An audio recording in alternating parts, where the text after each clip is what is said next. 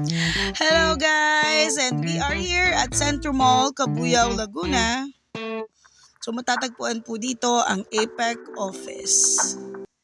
Samahan niyo akong i-assist ang ating home buyer. Let's go! At ngayon si APEC admin staff naman ay mag-check ng requirements ng ating home buyers. Ayan, at kapag ka-approve at walang problema sa kanyang mga requirements, proceed naman tayo sa signing of documents. At kahit Valentine's ngayon, mas pinili nating i-assist ang ating home buyers. Yan, ganyan natin pinapakita ang ating pagmamahal sa ating mga clients. At habang busy ang ating home buyers sa pagpirma ng kanyang mga documents, i-assist naman natin ang ating isa pang home buyer na OFW.